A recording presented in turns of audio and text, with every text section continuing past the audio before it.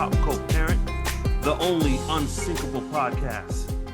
And I assure you, sir, that in 1 hour, this podcast will be at the bottom of the ocean. But until then, I am one of your hosts, Mark M.F. Jones, and I am honored to be joined by... This is Niels R.Y., a.k.a.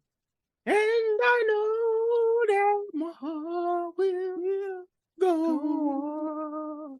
I do not want to go on. And this is Shannon, a.k.a. I won my ticket to the Titanic from winning a spades game.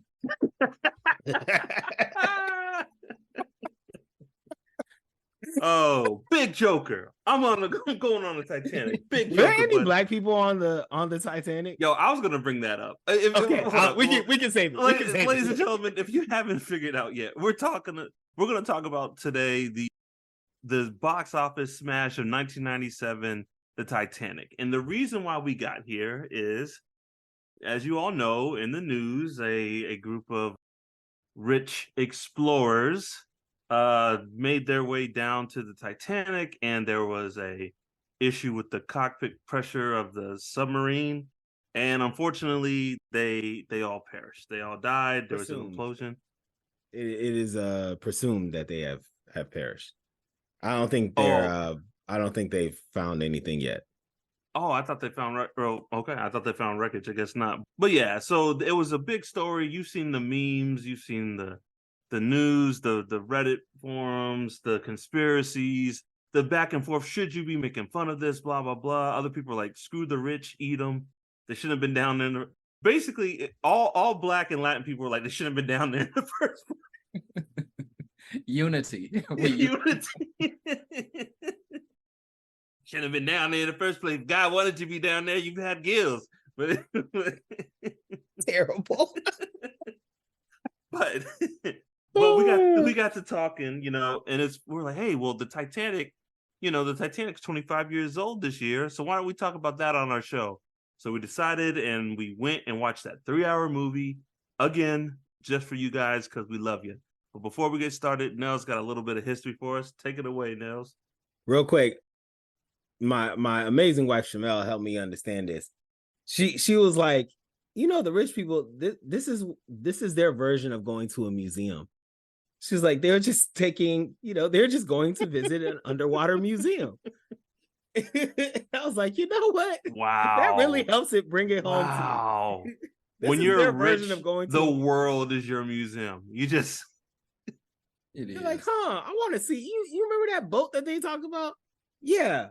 Like, I want to go see it. Well, it is thousands of leagues under sea level. Yeah, but I really want to go see it. Yeah, but I really want to go. I got some friends who want to go see it too. And we will. What's the price?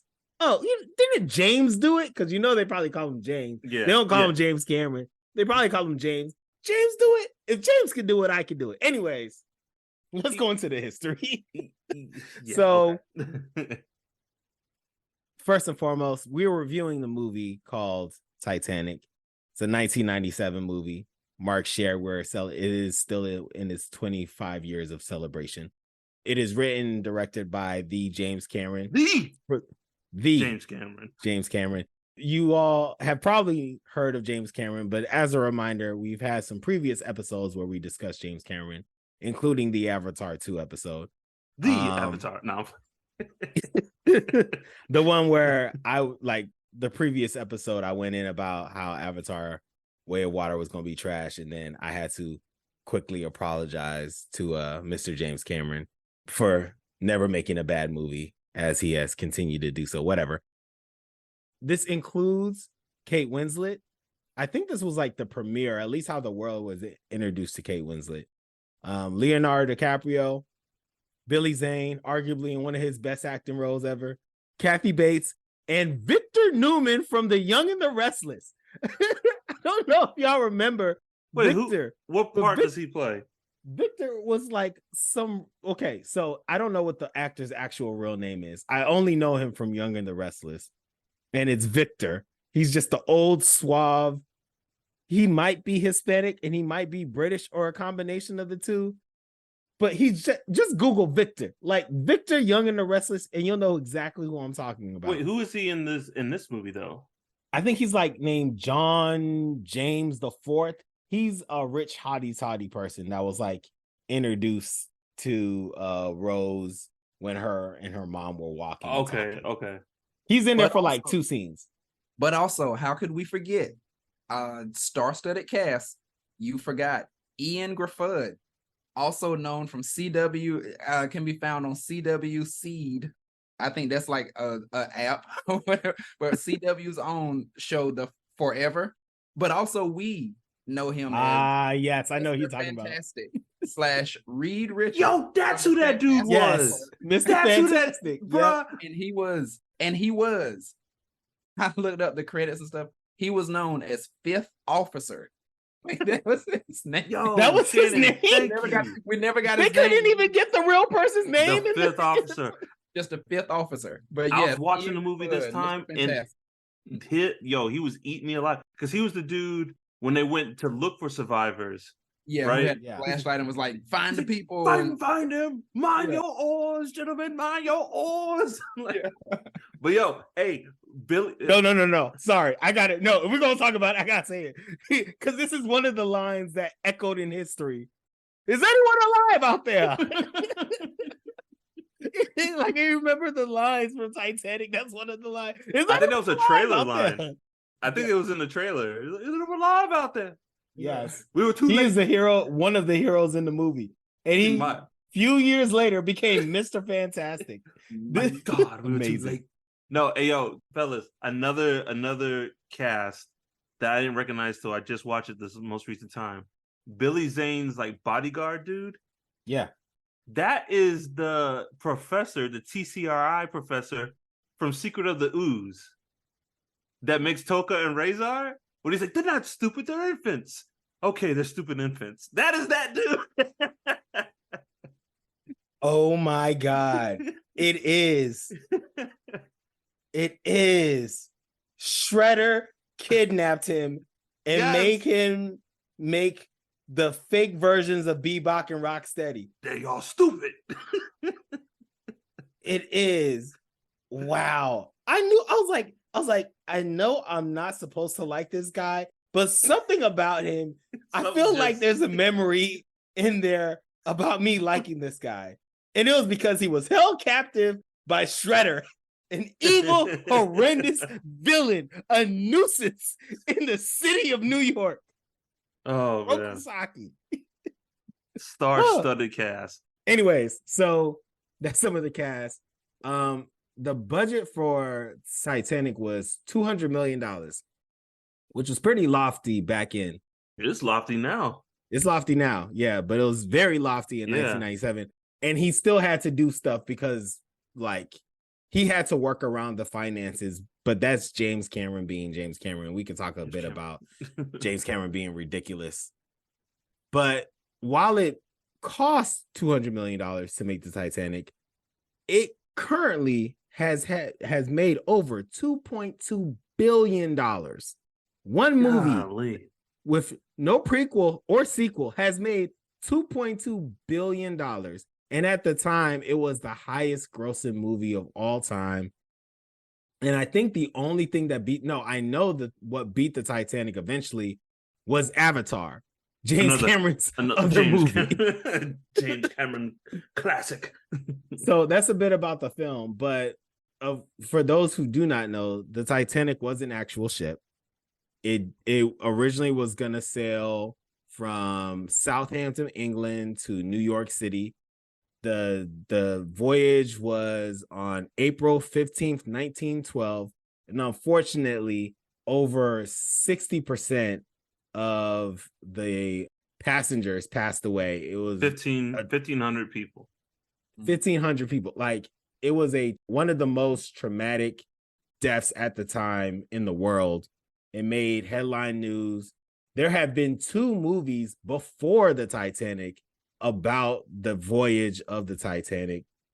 And then just another thing to like tie a bow in the history. The movie, well, one thing I can say real quick about the movie is James Cameron is a nutcase, and he has like what you saw there was extremely accurate as far as like what happened to the actual ship, from the iceberg and how the iceberg hit the ship, from the flooding of the cabins to the actual breaking of the ship in half and the dangling of the ship at the top and the lives that were in the ocean. Like, from what folks have said, it is eerily close to what actually would have happened or did happen with the Titanic. So yeah, that is a bit of the history about the ship. And I just want to just throw one thing out there before we talk about this movie. There's any piece of advice I can give members of the pop cult, it is, do not name anything unsinkable, unstoppable, unkillable, anything. Don't do that, because someone's gonna find out. Mother Nature is like, what? Hold my beer. Yes, someone's gonna find out. You on what? You on what? Let me see. And if you don't believe me, think of the last time you heard someone say something. And the reason they said it is because and the reason you probably remember is because someone tested it and found out it wasn't true. So that's just a fun fact, a piece of advice for you all out there in the pop cult world. Don't name anything whatever. So there you go. That applies across the board, because also jumping to another show, we see what happened to Invincible. He might bounce back, but he was not invincible. Very, very invincible. That unstoppable train that Denzel was on, it stopped eventually. It stopped. It got it. Unbreakable. He broke. He broke.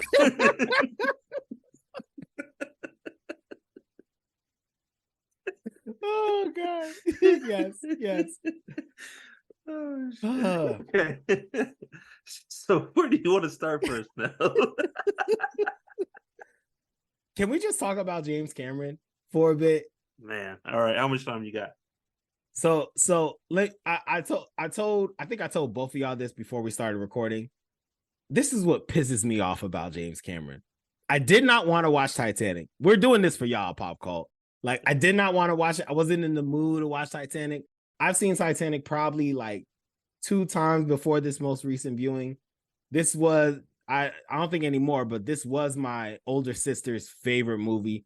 We had the VHS with the 2 cassettes the double joint. Yeah, the big old joint, because it's so long that it has 2 VHS tapes. We had that.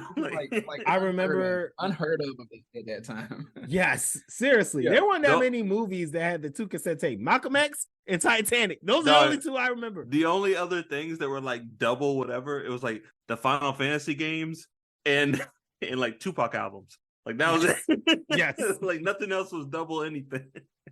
This was my sister's favorite movie. I remember her having like a sleepover, and at like one scene, everybody was crying. I was just like, girls are dumb. Why? And so when we were starting to watch this movie, and I was watching it with my wife looked over at me and she's like, you seem like really angry. And she's like, why are you angry? And I was like, because I don't want to watch this. I'm coming into this knowing I don't want to watch it. And I also know in about 20 minutes, I am going to be so into this movie because James Cameron is directing this movie. And everything he does, I love. And I hate him for it. Because all this movie is, describe this movie. This movie is about this guy and girl who they just meet. And they start to get to know each other. And they fall in love. Oh, and by the way, they're on board the Titanic. So it ends in travesty. That's it. That's the movie. I just described it to you. Any 80s like high school movie, but on the Titanic. Take any 80s high school movie and put it on the Titanic, and that is this movie. And it is the highest. It was the highest grossing movie. And you know what? For over a decade. We said this on the Avatar episode. James Cameron's playbook has 4 plays in it. 4 plays. And there are 4 different versions of the veer. But I tell you what, he knows how to run them, and he gets in the end zone every single time. Runs it to perfection. Red Zone Cameron. That's what it means. Red Zone Cameron. Like, that's exactly. So I want to start off with just saying how annoyed, because it's James Cameron. I know what I'm getting into, and I'm like, I don't want to watch it. And he's gonna make me love this movie by 20. And look, it didn't even take 20 minutes. It took 5 minutes. Once I saw Rose lift her head, and I saw that big old Titanic shot. with the hat, and she had the purple hat on the side. Her little side pimp hat, and she come out her mobile, and she got a little pimp hat on. Yeah, no, that's a beautiful shot, and it's like James Cameron. And it's a testament to the man's like insanity. I was reading before we started. He got the company that made the carpeting for the Titanic. They still had like the print to make because I think they made like a 75%, 65% accurate size model of the ship, something like that. And he got them to carpet it. I'm like, yo, no one's going to see that. No one's going to see that. Apparently, this man went to extras and gave extras like backstories. He's like, yo, you're an immigrant from this place. You're going to New York because of this. And I'm just like, yo, how insane do you have to be to like do that? It's nuts, man. But that's why this man's movies make $1 billion. And now he just goes to the Titanic for fun. Now, Shannon, when the tragedy, okay. When the other submarine sunk, tragedy. No, it's tragedy. Oh no, we can't move past it. It's actually a tragedy. Some people don't consider it tragedy. He's like, it doesn't count if they're rich. He's like, it doesn't count if they're rich. I just want to say, for the record, I don't make light of people's death. I don't play like that. Like, I was not trying to make fun. The internet has a different take on it. Do what you will, but like, I don't play with like when people die. But the point I'm trying to make is, this is national news, right? A submarine has gone missing looking for that Titanic. And who is the lead liaison for this? James Cameron. James Cameron is on CNN. He's on Fox News. He's on NBC News. A director. He's like, well, they should have, if they were here, they'd be here. And sonar detects them here. I'm like, you are a director of movies. Get out of here. He is the expert. Mark, CNN called him.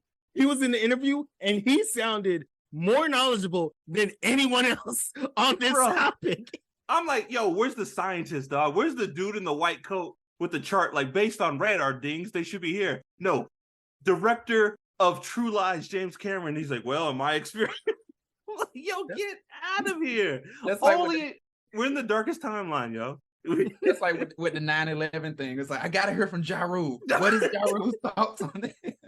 They're like, this implosion. I gotta hear from James Cameron. What is it?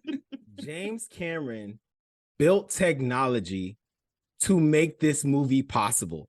There were things that did not exist that James Cameron made possible and exist just to make the Titanic movie. There were submarines and machines that he made and put together, or had a team put together, just to film certain parts of this movie. He is a madman. He is a madman. But even the techniques, I tell you what, if you can get a hold of like a digital copy or a copy of Titanic, listen to the commentary or watch like the making of or behind the scenes, because it is a testament to like old school grand Hollywood. I mean, big sets, costumes. One thing I found interesting is like the underwater shots where they used a model of the Titanic. It's not even underwater. It was smoke.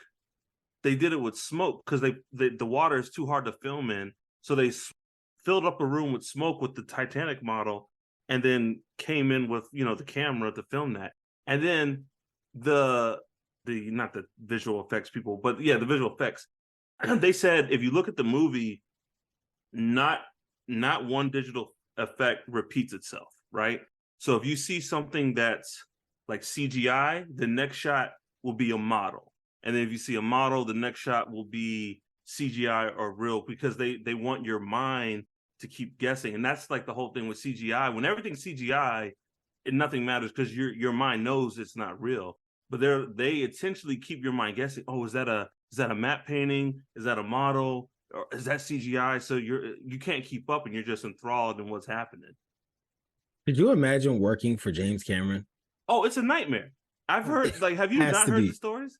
I have not heard the story. All right, get ready. So apparently, apparently he is like mad abusive when it comes to his actors. Right? There's been talks like with this movie where the water, and James Cameron has denied all this, but they said like the water was so freezing. it's absolutely true. It's absolutely it's true. Okay. It's true. Overlord Cameron, but apparently like, the water was freezing, and anyone who got out would get fired, and apparently everyone like was going to get hypothermia. So then James Cameron, like they basically like, yo, you cannot do this, people. You have to turn on the heat in this water. They will die. And he's like, okay. And so he makes it like 70 degrees the next day. But apparently even in his other movies, in The Abyss, where like this is like documented stuff, internet. Y'all can like all the cast on The Abyss were ready to walk. Like they're like, this is abusive, this is torture. And James Cameron's like, but movies, art, ding. Oh my God. And he's still making movies. And he's it's not like he finished his career with the Titanic. He has made more movies and more money. And Kate Winslet signed up again. Yo, if I was Kate, I'd be done with this man. Done. Speaking of casting, real quick, the kind of famous scene, the Irish mom who has her two kids, like, mommy, what? They're gonna let the first class in, and we'll go in there. And then she's telling them the little bedtime story. Y'all know who that is? I do know who that is, Mark. That is the swole lady from Aliens. Vasquez, right? Is yes. that? I think this with the gun, with the gun like that. You can't see me, Pop Call. Yeah, but I'm doing. If you see Aliens, you know what I'm talking about. The guns. She got the two arms. Little gun on the gimbal, moving things around. Yes, and her and her dude blow each other up, bruh. Yes, and like just like, what a time to be alive. The 90s, where anyone could play any race, ethnicity, it didn't matter as long as you had the makeup to make up for it. I love it. How did this? I really thought she was Hispanic. I really thought she was Hispanic. She played a Irish person in the Titanic, and she looks Irish. She might actually be Irish. On the spectrum, is like Irish, Hispanic. It's like completely on the opposite ends. She was a red-haired Irish woman in the Titanic, a pale red-haired Irish woman in the Titanic. And you go back to Aliens, I'm sure y'all are like, this cannot be the same person I'm thinking of. It is. It is the same person you're thinking of. Yes, we're talking about that person. Some would just call that range. Some would just say she's got she's got range. Can we talk about like some of the impact of this movie too? Yep. And like there's scenes here and there that we can talk about, but there's a couple of scenes that I want to talk about and the impact of the scenes. So the first one, first of all, I just want to like just start off with talking about the beginning of this movie and how ridiculous James Cameron's writing is, because it's like corny but dope at the same time, and it gets on my nerves. So when Rose starts to tell her story, she says, it was 84 years and I can still smell the fresh paint. That's how you start a movie, bro. Yeah. That's how you start a movie. You have this old lady who just like says a bar like that in the beginning of this movie. Ridiculous. So I just want to throw that out there. But the thing I want to talk about is I'm the King of the World. And this is what I want to say about I'm the King of the World. Laws on boats have changed because of that one scene. Laws on boat. If y'all have, I don't know when the last time you've been on a big old boat, they have just set up boats so you cannot do that. They have put personnel on boats so you don't just stand on the front of a boat and have your arms stretched and say, I'm the king of the world. They have set up photo booths on certain boats because they know you want to do it. So they safely set it up so that you are allowed to do it. Laws. James Cameron has made laws on boats change because of I'm the King of the World. Bro, that's just wanted to throw that scene out there. That's nuts. And apparently I think I heard like that was like a last minute all right, just say this. And apparently Leonardo DiCaprio thought it was so dumb that he was like, no, I'm not gonna. That's stupid. And James like, come on, I'm James Cameron. And he's like, no, that's really stupid, but he did it. And yeah, like it's one of those. If you had to make a montage of movies, like you're starting it with "I'm the King of the World" or you're ending it with "I'm the King of the World." You know, it's driven into pop culture forever. And yeah, like this is a corny movie.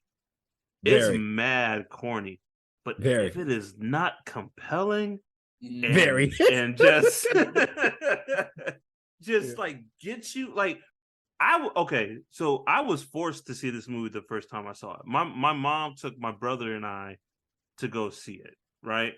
And I was like, oh, you know, I now remember being young and like there would be books in the library about the Titanic, and I thought it was interesting. I was like, I don't want to see a love story, Mom. But like, here I am. I don't know what 97, 8, 9-year-old Mark, and I'm like into it. I'm into it. I'm like, oh, Rose, don't let them break you, Rose. You're strong, Rose. You know, like, and I, fellas, this is probably the first like movie, because man, I'm telling you, back then, if your movie didn't have Will Smith, action in it, aliens, or some type of like CGI robot, I didn't want nothing to do with it. I didn't want anything to do with your movie. You know what I'm saying? Nobody was morphing. There wasn't a Pikachu. Doug wasn't there. It's not a cartoon. Bruce Willis isn't in it. Like, that's true. Bruce Willis isn't in it. Bruce, Sly, or Arnold. Why am I here? I don't want nothing to do with your movie. Yo, my first time seeing it, believe it or not, my first time seeing it was 2015. 2015. Shannon. Shannon. But I'm saying, what is going on? Are you in trouble? Wink if you need help, dog. Like, so, I'm impressed. Please tell us. Yeah. So yo, my and I mean, of course, you know, I knew all about it and everything. Like you're saying, you know, knew about the actual Titanic. Obviously, the movie itself was everywhere. But I was of that same camp. Like when that movie was coming out, if you ain't got some action, some turtles, some Batman, something, you know, in there, I ain't really trying to see it. And so I saw it in 2015, and it was actually my now wife, Julie, we're dating then. I think I happened to tell her that. I was like, so I've never actually seen the Titanic all the way through. I've seen clips. I know all the pop culture references and this and that. And she was like, all right, let's watch it. Like, I think we watched it over the course of like 2 nights or something like that. And so I watched it with her in 2015. She is the reason I have seen Titanic for the first time. And it was good. It was good. But for her, I was about to ask you, like, as someone who's watched it, what, 18 years after it came out, and at that point it was what, the second highest grossing movie of all time, maybe third, depending on when Avengers came out. What was your like? Were you like, damn, I see why this was going on, or were you like, what the hell is going on with the world? Like, I'm curious on how you took it when you saw it. Yo, no, it was great, but I'll even mention her first. I think she said she saw it like, I don't know, somewhere between 3 and 5 times, or maybe like in the theater. And so you know, Julie, women love the Titanic, man. Oh yeah, God, yeah. I think women love the Titanic. That's normal, Shannon. Well, you said it's normal, by the way. She accounts for 20% of the Titanic's gross earnings.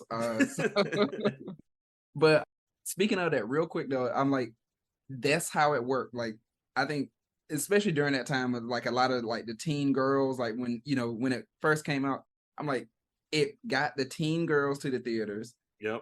It got guys to the theaters because we were trying to follow the girls where they're at. Maybe. And so I'm like, that's how, and then of course, you know, adults, like they see it and stuff. But like that is how it worked. What were my initial thoughts? Hold on, Shannon. Keep that thought, because you just said something fascinating.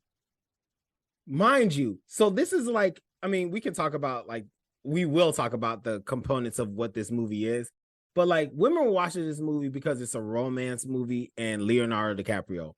But y'all remember, the guy who made this movie made Terminator 2 and Aliens, and two one of the greatest action movies.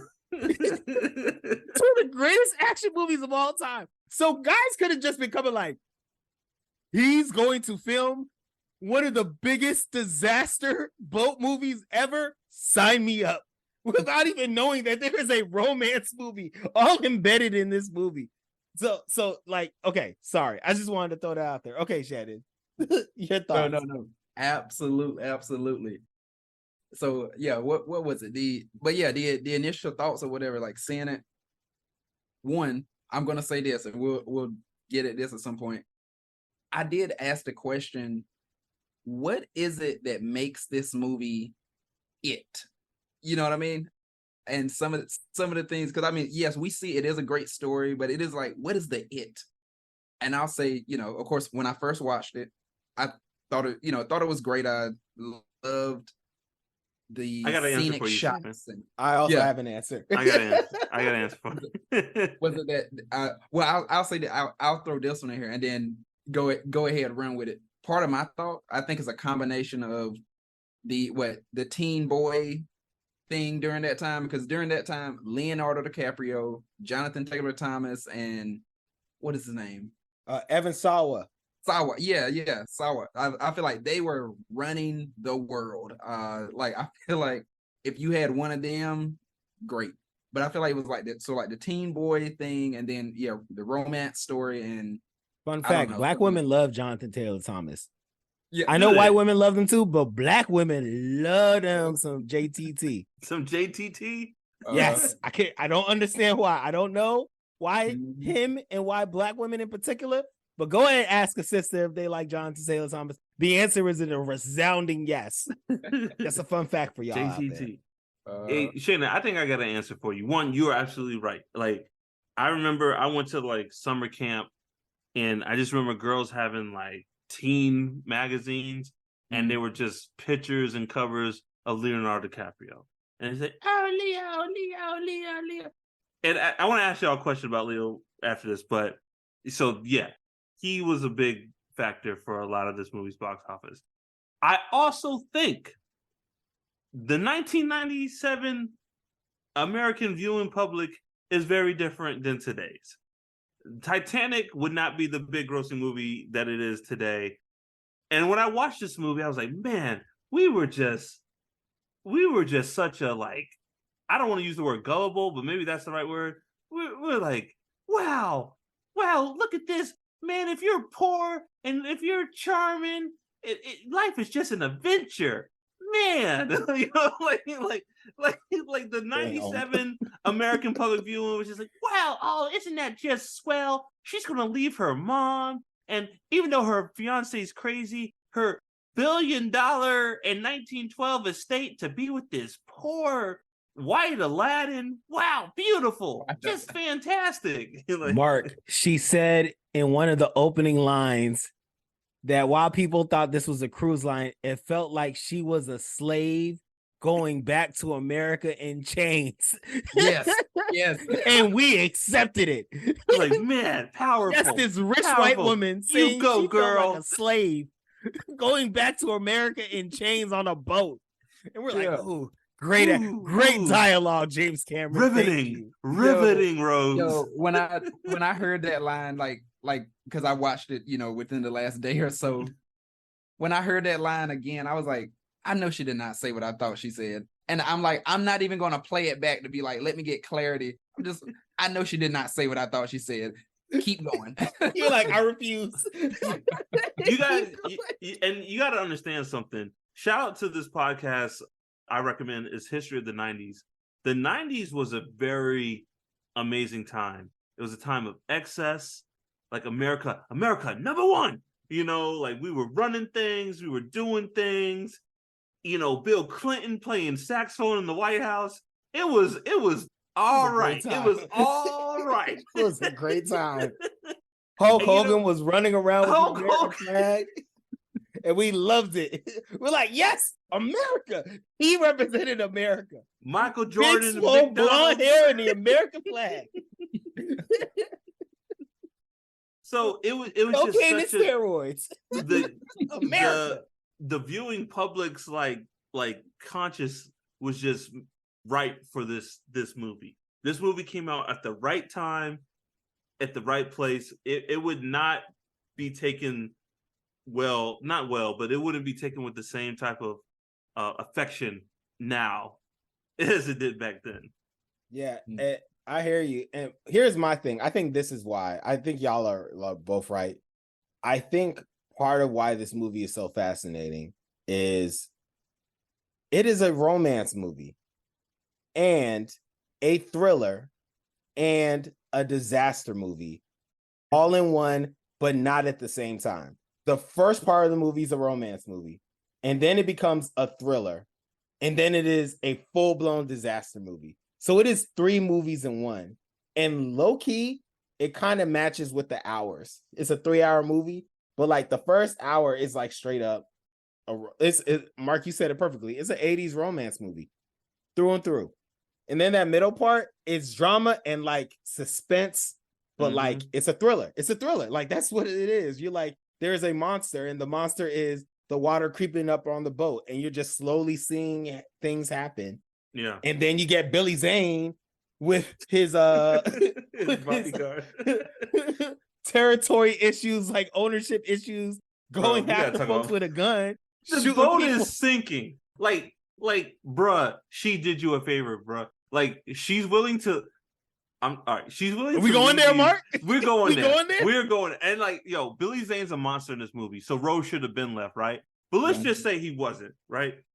She is willing to leave you for a homeless man that she has known for 36 hours. 36 Let hours. her go and get on a boat. He could not take that L. He could not take that L. He could not take that. He chased this man in a sinking boat with a gun.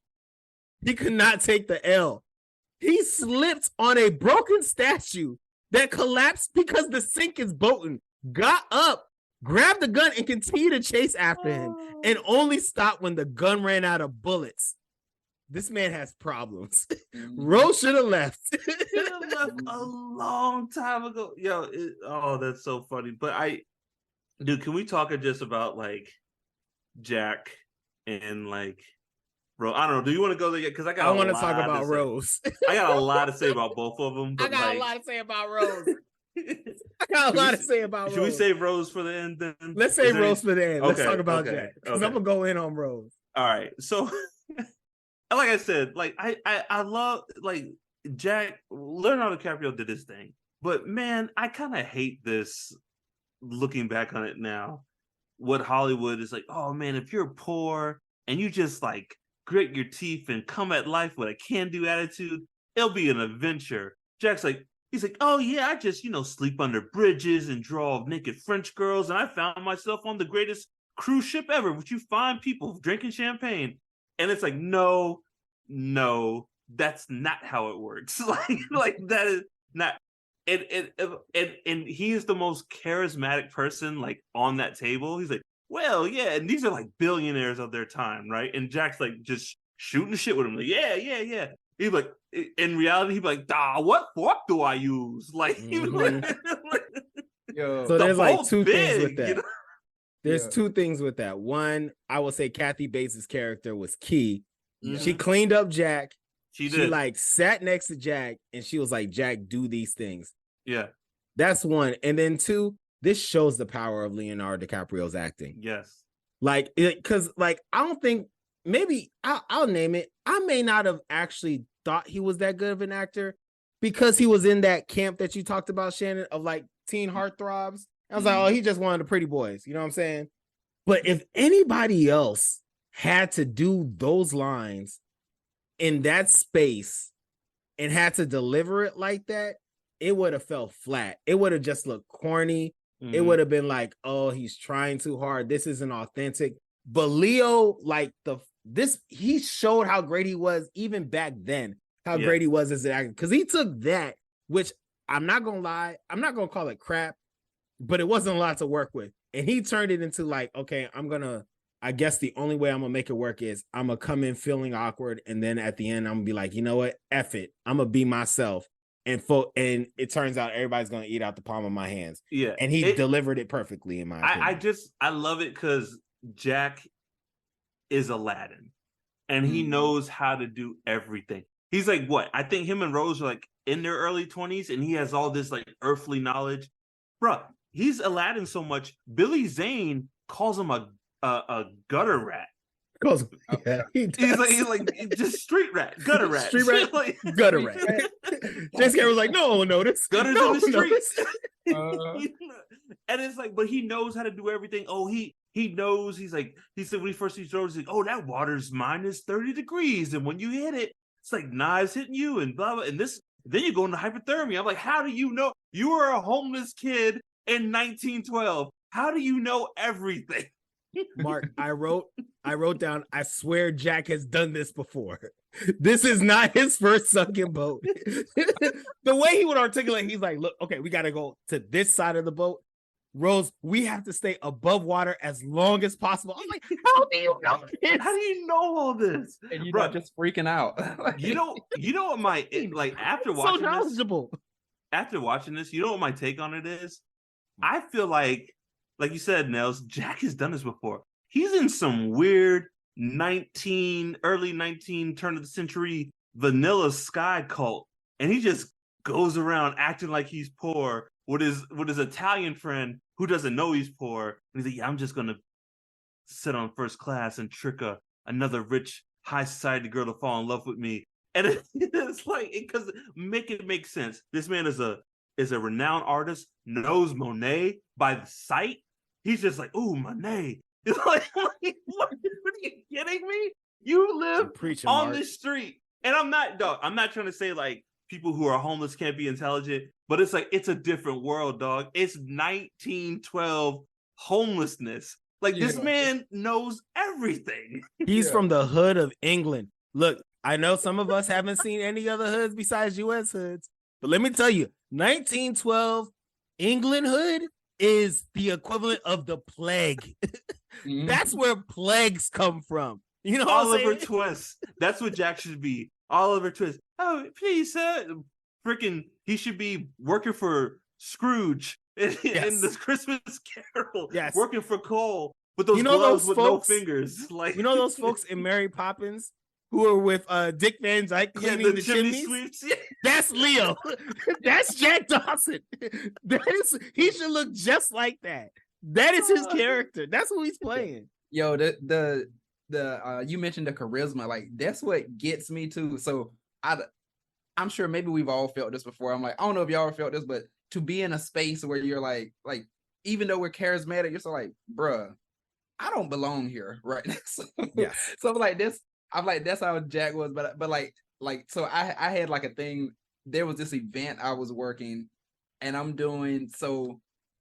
There, I won't say names, but we had a very prominent writer there, has won many awards, and like someone else. So I'm like in the green room talking to them and cool people, and I'm like we're just chopping it up. And then one of them, he had really nice boots, and I'm like, yo, man, I like those boots. Like, you know, where are those? Because I'm like, I might try to get a pair or whatever. I'm a normal guy. Like, I'm not Jack. I'm just a normal guy. And he's like, oh yeah, they're this. He tells me like the website and everything. Look them up. They're Ferragamo boots. And I'm like, and I happened to look them up. Like, I had heard of Ferragamo, and I went to look them up. I'm like, yo, those boots were fly though. I'm like, and then I went. I'm like, this is that reminder. I was in a space that I was not. Like, our tax brackets were very different because and for those that don't know, Ferragamo boots, I see some on the cheaper side for like $645, and then I see them up to like $1,550. Like, that is their range. And he was not trying to be funny. He was just like, oh yeah, everybody makes this much money, right? Get a Ferragamo, like, check out the website. Get your publicist to go get them for you. Yeah. Low key, Shannon don't realize he probably heard that from a rapper's line. So he's like, I swear I heard Ferragamo. Jay-Z probably said it in the song. That's probably how he heard of Ferragamo. Yeah. But anyway, just throwing it in, and I'm like, that's how, you know, obviously the story shows us Jack is just gonna hang out with the billionaires, chop it up. Y'all talking about politics, whatever. I can be in that conversation. No, it don't work like that. I think it just shows, like, Hollywood's ignorance, right? It like oh, this the commoners will like this, the common folk will like this. But if you try to make a character like Jack today, people are like, yo, stop the cap. Like, this dude probably has scurvy and no teeth and, and one eye and like he's in the I forget what they call it, but the third class, and he's like the cleanest dude on the ship. Hair slicked back, all his teeth. You know what I'm saying? like no, man, this dude would live a rough. He won his ticket in a card game. Like, pretty people don't do that. He's an assassin.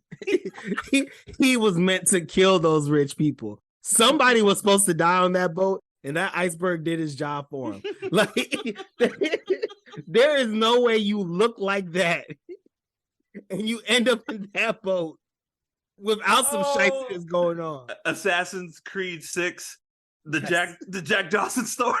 Yes. There were no signs. Look, do you remember the movie? They said there were no signs of a Jack Dawson being there. That man is a ghost. He is an assassin. And we'll talk about Rose. He was a figment of Rose's imagination. Oh. Either way, Jack move in silence. He an assassin. That's my ask y'all a question? Because I was really thinking about this. I was like, Leonardo DiCaprio is probably one of my favorite actors right now.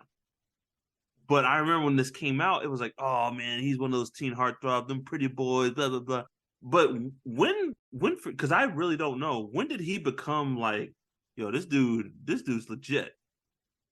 Like, what movie was it? Like, no, this was the movie. But for us personally, for dudes, like because I know for society in Hollywood, but like I feel like for dudes, like it's that scene in 40-Year-Old Virgin where Paul Rudd is talking to Steve Carell, and he's like, they're watching the Bourne movie. He's like, man, I always thought Matt Damon was like a Streisand type, but he's really like kicking ass in this movie. So like, when did that happen for Leonardo DiCaprio for everyone else? I think there's a 3-movie span that went from, wow, he got it. Mm-hmm. This is the 3-movie span, in my opinion. You go Gangs of New York, where he's going toe to toe with what's his name? One of the greatest actors of all time. Oh, Daniel Day-Lewis. Daniel Day-Lewis. Yes. He's going toe to toe with Daniel Day-Lewis acting. And you're like, and he's like not a punk. So I'll say, okay, that's one. He goes from there and does The Departed. Departed is one of the greatest movies of all time. Yes. And then he rounds it out with Blood Diamond, where he is a gangster South African and is just ruthless. You're not supposed to like him in Blood Diamond. He is ruthless and killing folks and is not a good person in Blood Diamond. I think those 3 movies gave us like the place of like appreciating him as an actor and a guy. Because like none of those were like heartthrob movies. Yeah. And he kind of did them. They're not back to back, but like they're kind of sort of back to back. No, that makes a lot of sense. I think Gangs of New York came out when we were in high school. Mm-hmm. And I remember people talking about that movie so much. So, The Departed is one of the greatest movies ever made. It's one of my favorite movies of all time. And he did it in that movie. So, Nels, it makes sense. Everything he says tracks. Then I feel like he kept repeating himself. It was like, hey, just in case for those in the back that didn't hear, boom, Shutter Island, boom, Inception. Yeah. But y'all still didn't hear me? What was it? Django, Great Gatsby. The Revenant. Wolf of Wall Street, yes. I'm going to eat animal like hearts on camera because acting. Has he done a heartthrob movie? He hasn't been a heartthrob since Titanic. Nah. I think because Romeo and Juliet was before Titanic, right? Yeah. So he was like, all right, this is the last one. This is the last one, James. And I'm going to do it with James Cameron. I'm going to do it with James Cameron, and then I'm done. Can we talk about Rose, y'all? Yeah, let's get into it, because I got a lot to say about Rose.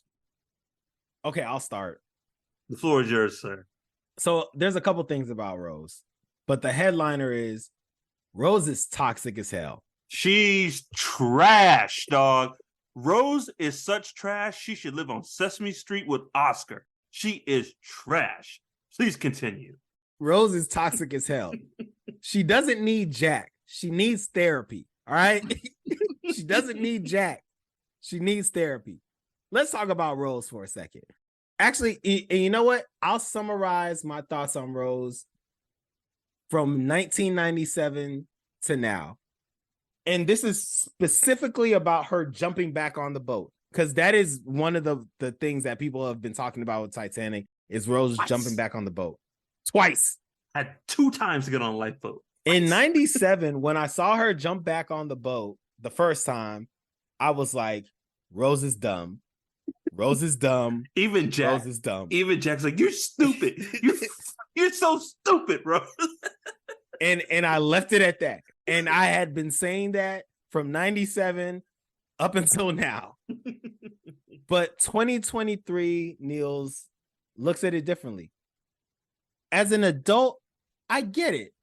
She was going to die. She was going to die by suicide 24 hours before that moment when she jumped on the boat. And the only reason she stayed alive was because Jack saved her life. No, she was going to throw her life away. Hold on. It's going to make sense. Okay. She was going to throw her life away. Like, all she had left was a life that she considered to be a life of prison, or Jack, her lifeline. The first time she jumped on the boat. But that second time, she is toxic as hell. That second time she jumped on the boat, I was like, no. You're the problem. You are the problem. You need to stop. You need to go somewhere. You need help, Rose. You need help. Anyway, so I just want to throw that out there. And I want you to pick this back up. But there is actually a deleted scene. So and shout out, man, we haven't mentioned him. Bill Paxton. Bill Paxton is in this movie. Shout out Bill Paxton. And you know what he is? He is that quarterback that you got in the second draft that like is just a solid member of your squad. You know what I'm saying? Like fan favorite. Fan favorite. RIP to that guy. I love everything that he's in. I just want to mention that.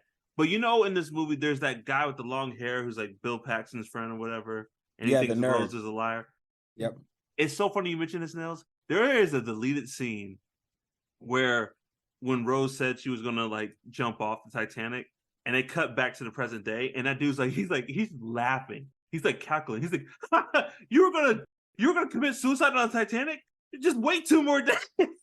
He's like laughing at her. He's like, all you had to do was wait 2 more days, you idiot. I'm glad they deleted it. Damn. Yeah. It is a deleted scene. He literally, he's like, God, what an idiot. All you had to do was just wait 2 days. But my critique on Rose is in parts. And can I just start from the beginning? Please pick it up. Because I'm sure one of the parts is going to be one of the other things I want to say about Rose. Go ahead. I'll pick up where you were, her lifeline, Jack. Yes. I'm going to jump. Jack's like, yo, don't do it. Life is precious, blah, blah, blah. But if you jump, you're killing 2 people because I can't just sit by. I'm going to. Okay. Oh, I can't get up. Help me. Right? Mm-hmm. Worthless. But Jack gets her on the boat, right? He lacks the upper arm strength. Truly. How did he do that? Do more core work. Your core is weak. But so Jack gets her on the boat, and then the fuzz, get off her, you gutter rat. So Rose does not say anything. Nothing. Right? They get my man Jack in handcuffs. He is handcuffed. And then Billy Zane's like, you're going to jail, Leonardo. You're going to jail. You messed up this time, you gutter rat. And then Rose is like, oh, wait. He saved me. It was an accident.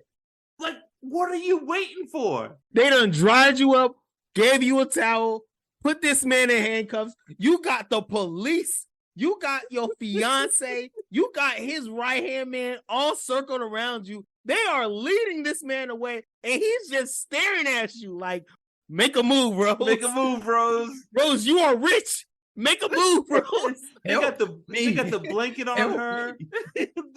the dude's writing, he's like writing a report. He's like, okay, all right. And Billy Zane's like, that's it, that's my fiance. You are going to jail. And Jack's like, Rose, help me. Like, say something. I am handcuffed. And she's just like, oh, is that Higurashi who saved your fiance? First of all, don't be all cute with it. Don't be all, oh, is that? No, he saved my life. It is simple. He saved me. All right. I was going to die and now I'm alive. Let him go. But you know what? Worst. You know what? I will just throw this little nugget in there. And this is a shout out to Home Alone 2 and the pettiness of the McAllisters. And this is why I'm saying this. Because Rose was like, oh, my life's just worth this much money. And you know what? One of the worst, most pettiest people in Billy Zane's character does? He invites Jack to dinner. And you know what? That is one more thing than the McAllisters did to that old pigeon lady. They didn't even offer food to pigeon lady. Hey, you know what? That's and how worse the McAllisters are to Billy Zane's character in this movie. And he's the villain of the movie. And he's still the villain. Invited Jack to a first-class dinner on the greatest ship ever made. Yes. Just throwing that out there, McAllisters. Hey, y'all are still trash in my eyes. Nails, it's so funny you mentioned the pigeon lady because in our Home Alone episode, we were like, yo, whoever she was with must have like held it down bad because she is like a Drake song. And in that Model T, Jack must have put it on Rose because she's like, this is worth dying for. Whatever just happened here is worth dying for. Hold on, say it. She had to say it again. To this day, I said those fingerprints were still on the window. To this day. Yo, she smacked the hell out of that window. Hey, can we drag the hand down? That hand. Jack was putting in work. That Independence Day release me hand. Release me. Yo, can we talk about that car scene real quick? Yes. I gotta say this though. So, and we can say more about the scene. Rose did not know what she was signing up for. She knew she wanted it, but when she got it, Jack was like, "This, she has no idea. I am about to change her life, rock her world." He said, "Where do you want to go?" She said, "To the stars." He said, "Say less." Say less, Rose. Buckle up. I'm the king you of the world. You ain't never had broke before. You ain't never had broke before. Gonna change your life. Rose, I draw one-legged prostitutes for a living. Never had uncouth poverty penis. Got it. I draw one-legged prostitutes for a living, Rose. This ain't my first rodeo. Get ready.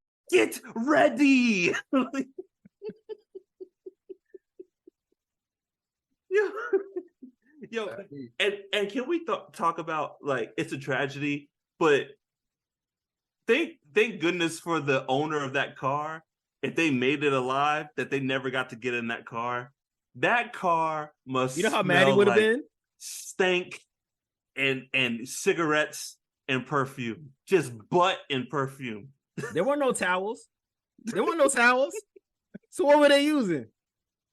The leather interior. And you know they rich. You know that car is a fancy car. I don't know what 1912 cars look like. My assumption is if you could afford to bring your car on the Titanic, it was a rich people car. Yeah. And they just were all those juices were all up on that car with no towels. And if you go watch the scene, Rose is already sweaty when she pulls Jack in the back. She's already sweating. Take me to the stars, Jack. You stink. But I'm going to do it anyway because you know why? I'm Jack Dawson and I live under a bridge and this ain't my first rodeo, Rose. My man Jack was trembling at the end of it. She looked at him and said, "You're trembling." I will say this.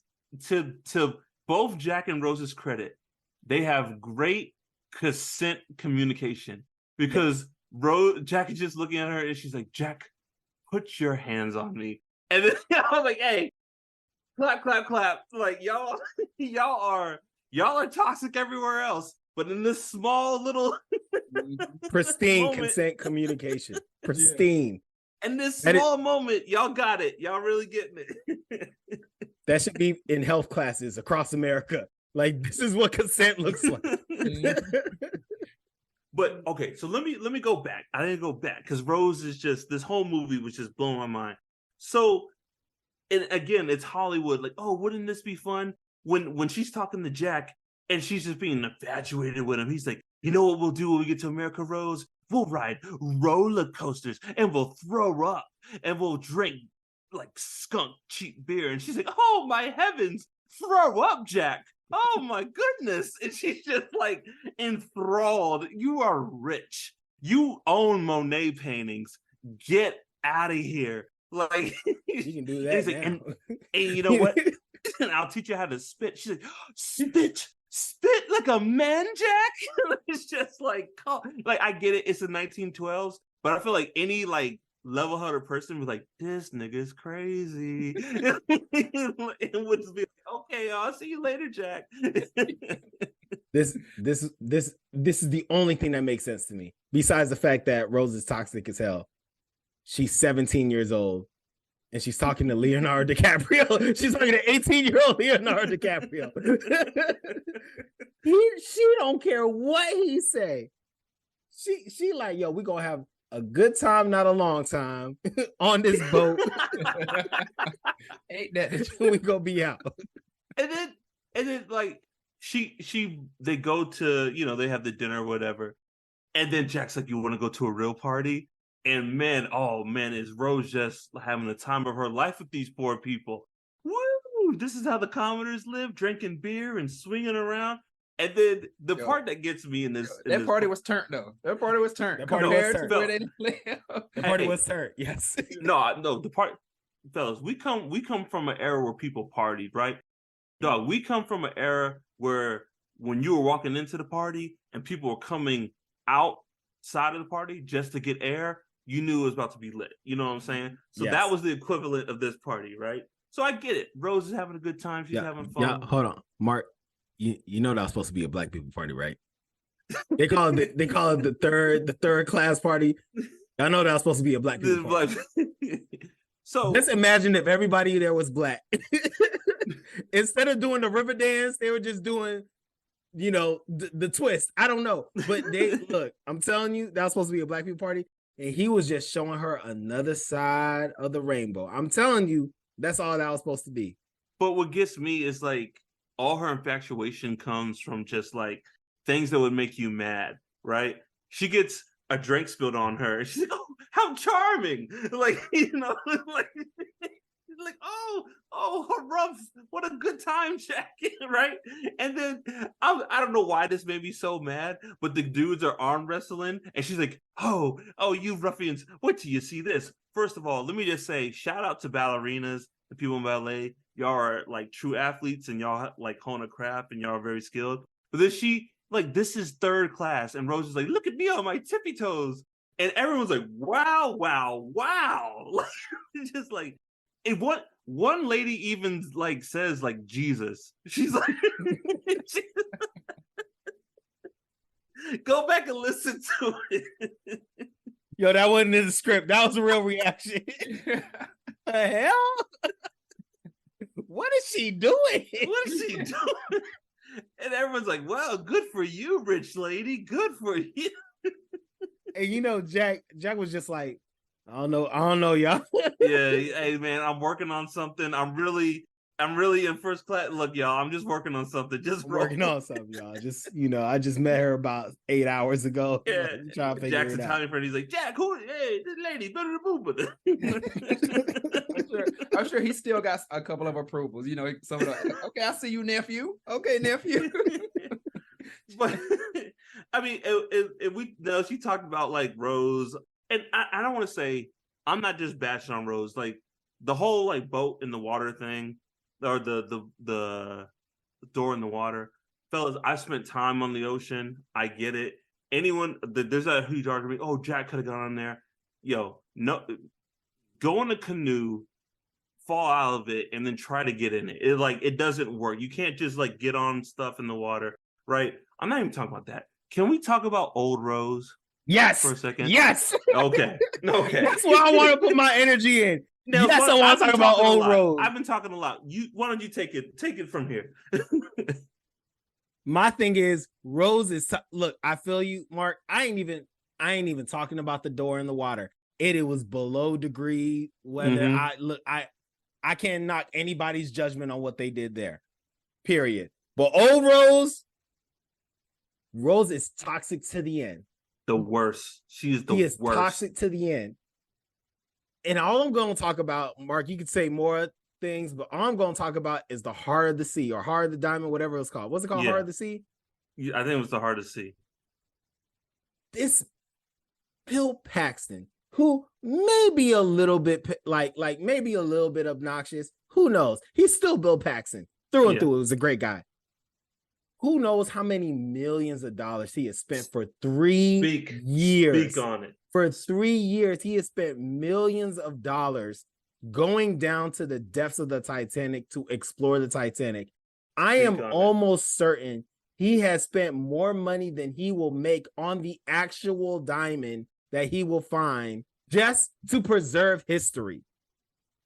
He hears that you might be this person on the boat and flies you on his boat on his dime. You are a 101-year-old woman. He had to take out insurance because you could die on his boat. And it would be a problem for everybody.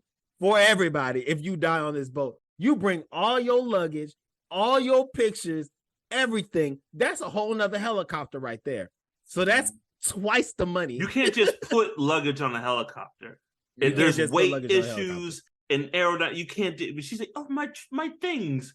I'm a 100-year-old Rose. And this is old rich people luggage. All right. Yes. If y'all look, go. If you're still blessed to have old people in your life, go look at their luggage. It's not the same luggage you use in the airport. It all matches and it's all big. It's just big for no reason. Like suitcases are heavy while being empty. Like heavy. You preaching, Shannon. Yes. So she's bringing all that. She knows that they brought her on the boat because of the Heart of the Sea or whatever it's called. She knows it because the words that she said is the only reason she got to talk to Bill Paxton.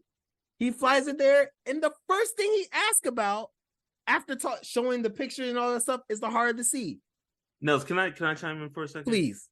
Yes, and this, bruh, to speak on Bill Paxton, like you said, she's like, oh, well, that was me in that picture, and I've seen that diamond. And Bill Paxton's like, he's like, look, this whole, everything you're seeing, Rose, relies on me finding this diamond. This 150-man crew running this ship that looks like the Prometheus, we gotta find the diamond.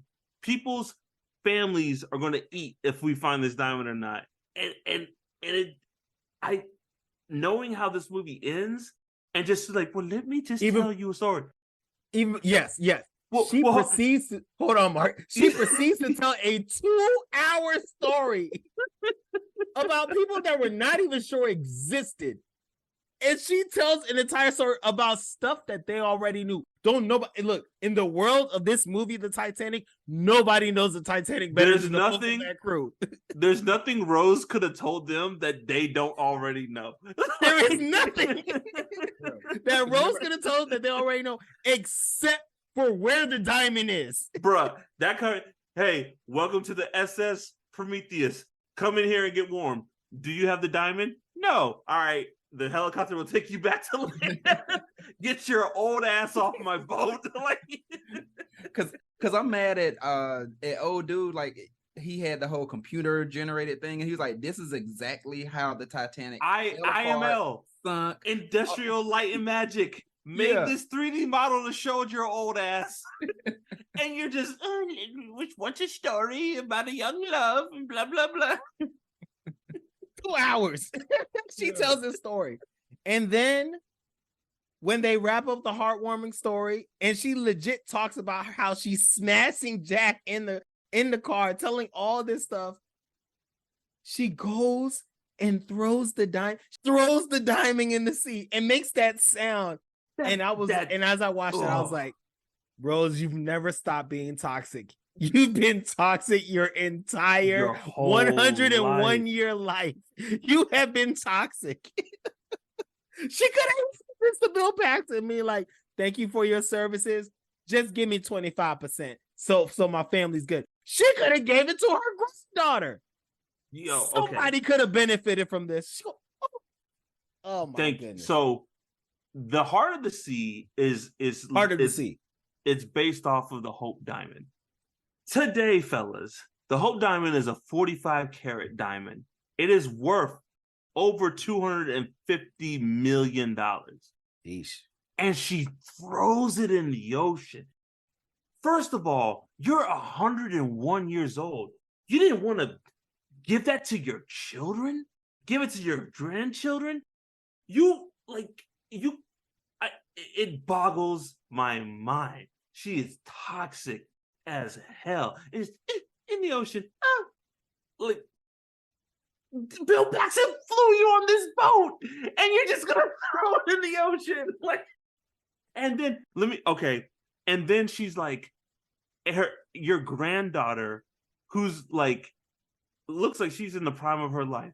She should be out there meeting people, doing things. Your granddaughter takes your old ass to the Arctic, right? She is probably your full-time caretaker, by the way. Yes. Takes you to the Arctic. You don't think she could have used that $250 million?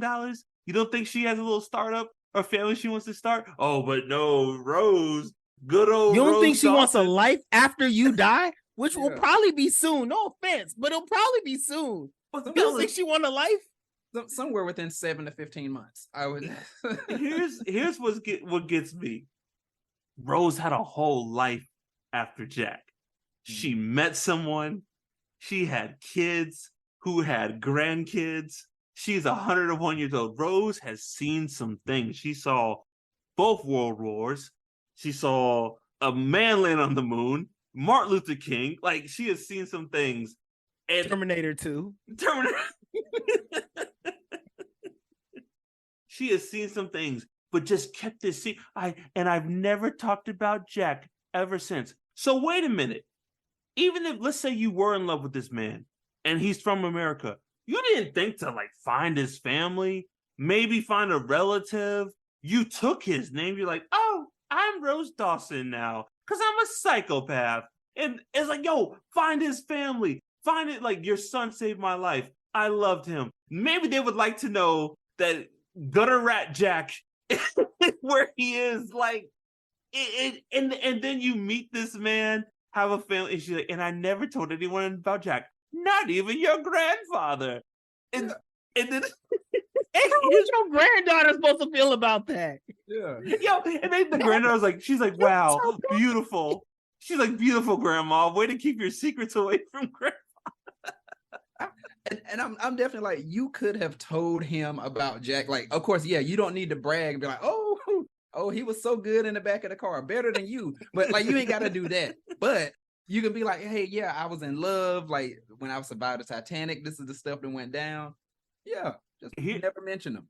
But here's the kicker for me: Rose dies, and then in the afterlife, does she choose to meet the man that raised a family with her and grandkids that she was probably married to for 60? No. Where does she go?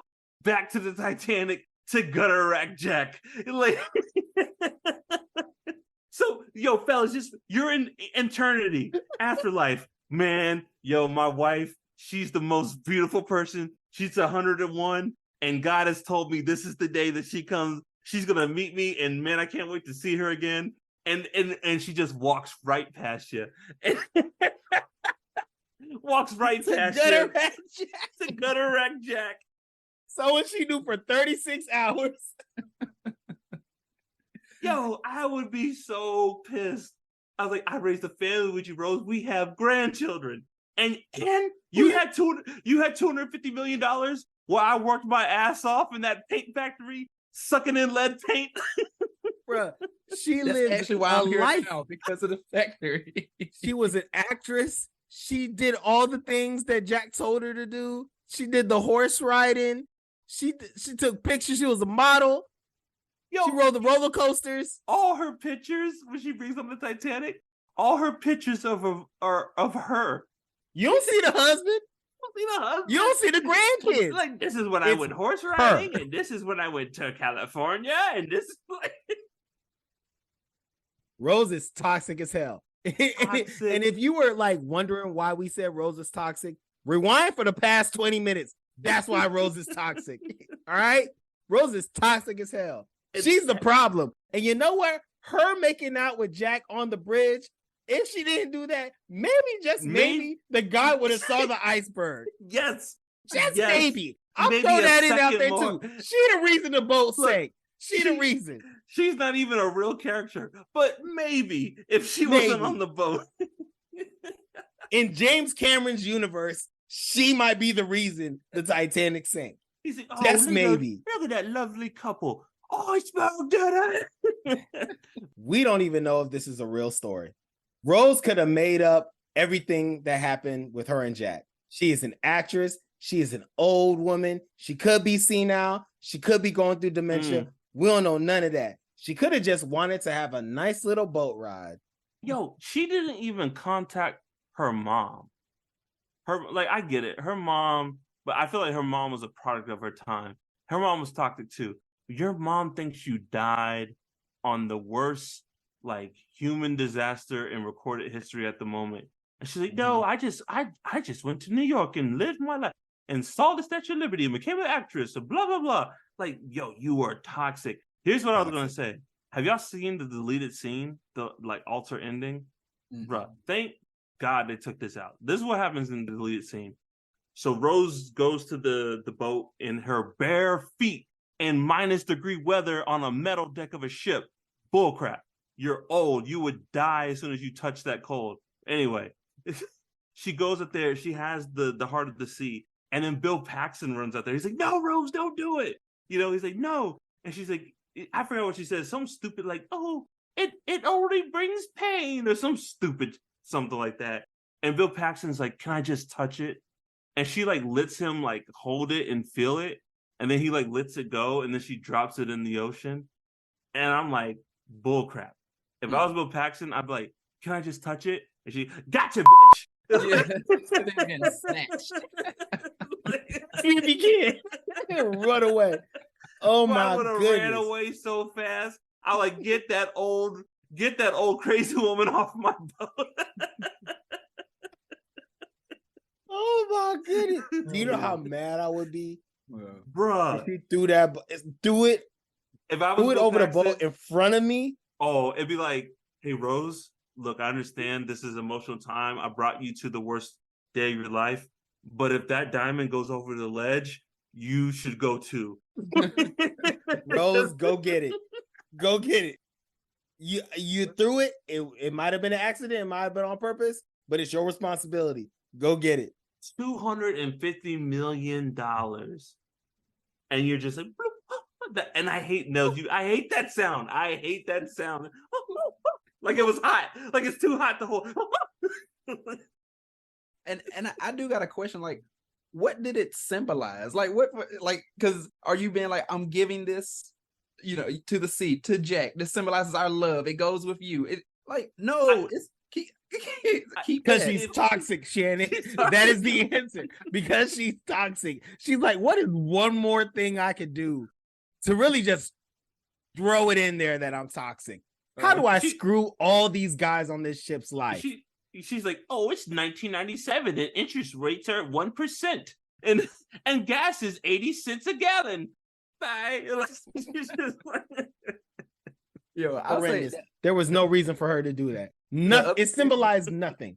The other thing that got me too was granted, her fiance, as horrible as it was, I feel like there'd still be a piece of you that would say, when they were both on the rescue ship, you would turn around and be like, oh, you made it too. Or say something to them. This mug is 20 feet, if that, 20, not even 20, let's say 15 feet behind her.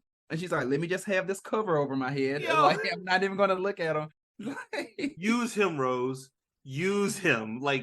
Get food, get medicine. Make sure your mom's okay. And you know what? When you get to America, peace out. Peace out. But she's like, oh, I'll play Assassin's Creed and just keep under. I'll hit X when he turns this way, so I turn this way. Yo, he must have been horrible. Or Rose is that toxic. And my vote is that Rose is just that toxic. That she couldn't even look that man in the eye and give him the satisfaction to know that you are alive. Or your mom, you're toxic, Rose. And there's a part where she's like, he inherited his millions, and then in the great crash of 29, he put a gun in his mouth. She's just like, whatever. I'm like, yo, I understand, like, you did, but like, yo, this man probably had a family and he lost everything and then he killed himself. He's like, serves you right, Billy Zane. Just I will say it is sort of neck and neck there. I mean, at least his being horrible and her toxic. Because I was like, I remember he put his hands on her and this and that. So I'm like, he did put his hands on her. Yeah, and, yeah. And look, like, you do deserve some horrible stuff, sir. You deserve. I think it's clear. No one here is pro Billy Zane. The actor, we are pro Billy Zane, but not in this movie. We are pro Billy Zane. Yeah, and let's reiterate, we love actor Billy Zane. The actor, he's a great actor. He was so good in this movie. I low-key don't like Billy Zane, even though he's a great actor. So shout out to Billy Zane. Yes, agreed. But toxic. As for Mr. Hockley, nah, we hate you. I think it was Lyndon. Oh, Hockley. was that Richie Rich's butler? What, Hockley? The dude who played Robert Williams' dad in Jumanji, that dude who told the captain. You're talking about the person who owned the Titanic. Yeah, and then the captain's like, he's like, I guess you'll get your headline then, sir. Yes. Yeah. Yes. Wow, Mark, great pull. And he went out like a punk too. He sat on the boat, and the first mate was just staring at him as he was lifting the boat down. He couldn't even make eye contact. Left side, right side, just staring at him like, you punk. Can we? I know we went on a whole diatribe about Rose, but can we get into like a little bit about the sinking of the boat and that sequence and scenes that stood out to us? Because it was thralling, like all of it, the heartbreak, the people, the act, like it was just amazing, man. The whole, like, James Cameron did his thing. Yeah, I can't imagine, because the Titanic, I was trying to like figure out how big that ship is on, like, in comparison to like other like cruise line ships. But like, as the one thing I'll give James Cameron, it looked scary as hell.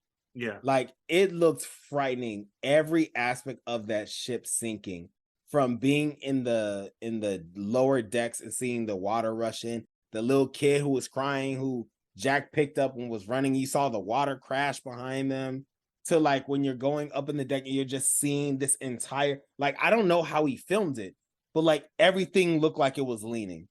Everything looked like it was leaning. And then when the ship was all the way flipped, the back was all the way flipped over, and you saw folks falling down, I was like, yo, I could not imagine. And the electricity went out. Oh, I was like, yo, no, this is a horror movie. Like, it is frightening seeing how all that happened. That one scene, I'm glad you brought it up. That one small, it's like 3 seconds where the power goes out. You see the Titanic, it's like in the ocean, like at an angle, and then the power goes out, and then you hear like fainted screams, like people are like, like, man, like that has stuck with me all this time. That was just such a like amazing moment. Yeah, no, it had me thinking as well. Like you're saying, how did he film? Like, how did he film that? How did he capture that? And from what we said, from what we were saying earlier, I mean, it sounds like he really did it. Like, I was thinking, like, how did he safely, like, he built a boat? And killed all these actors. Yeah, I was like, how did he? Because there was definitely like this scene where like everybody was in the water, and you can tell the water is not exactly shallow. Like, you know, for us, it's supposed to be, oh, everybody's like drowning and they're just keeping their head above water. But you know, in real life, when you're filming, you probably have it at some safe level, so people are walking in the water. But I'm like, no, it sounds like from James Cameron though. It sounds like he might have just been like, no, y'all do it for real. Y'all almost drowned. I'm gonna put y'all on a boat and it will sink, but I won't tell you when. And then action. It is. Yo, I just knew James Cameron, like when I'm sure he was like right over the shoulder of the FX guy, and he was like, make that guy hit the propeller. But why? That person was he's like, oh, you see that propeller right there? Make sure he hits that propeller, and then he just walks away.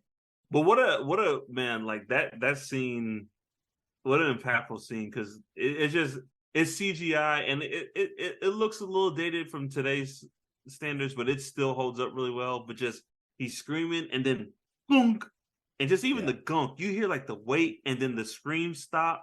I was like, oh my gosh, dude. One moment, I'm gonna get to like moments of the sinking ship that really like stuck with me, like the dudes playing the violins. I don't know why the priest praying and holding on to people, and then you see him. Paul Cole, you can't see me, but he does like this adjustment to keep himself holding on to like the ship as it's leaning. I don't know why. I'm like, man, this is so good, dog. This is just so. It's like a subtle move where he's trying to like, I know I need to keep praying. So I gotta just hold on a little bit tighter. And folks are like holding on to him. Yes. Like he's like keeping them up. Yes. As the ship is like sinking. Yeah, man. So, man, it's so good. Like the mom tucking her kids in and just telling them a story. The old couple who's just holding each other while all the water is like running underneath their bed. And you see it for like a second. It's like a second, and I'm like, man, that scene probably took them all day to film, and it's in this movie for like 1 second, but it's so powerful. And just the sinking of the boat, the captain, who in my headcanon is related to John Hammond, who owns Jurassic Park, and it is ironic that both these men are part of tragedy. Tell me that guy don't look like John Hammond. He looks just like him, Mark. I'm just upset that's where your mind went. You're like, captain of the Titanic? Guy who started Jurassic Park. They gotta be brothers. Irony. But that, and then this has stuck with me, fellas. And it's not a funny scene, but this word choice has always stuck to me. He's like, I'll shoot you all like dogs. Keep order, I say. Yo, this man, George Zimmerman over here loading up the boats, just like I'll shoot you all like dogs. And then he turns around and then loads his gun. I was like, man, that's so like, and this is, I just want to say, part of the Titanic, what I love is the same reason why I love like alien invasion movies and zombie movies. It's like that brief glimpse of before society breaks down and people are just starting to get it. You know what I'm saying? Like people are like, oh, we'll have a cup of tea. Oh, I guess we'll put on the life jackets. And then it's like, oh, this boat's going to sink. To like, get out of my way. Oh, I'll kill you. And it's really, I think that's what's so amazing about this story in general. It's just, these people thought it was a game. Like they're like, and then Rose runs into the engineer. I hate to hit on Rose again, but then like, Rose, just talk. She's like, Mr. Whatever, I saw the iceberg and I see it in your eyes. Like, just be like, hey, is the boat gonna sink? Like, I don't have time for your like. That's not how the first class Rose. did it in 1912, Mark. The first class don't ask direct questions. They don't ask direct questions, Mark. Mm-hmm. High society doesn't allow you to do that. That's why no one knew she was suffering in the hands of Billy Zane. She was like, I was in a room screaming and no one was looking at me. It's because you can't have direct conversations in 1912. It's like money buys leisure, and so much money. And you're just like, I have all day to get this statement out, so I can beat around the bush. So many beautiful moments, like the father and the son who are like, we're gonna die in our best.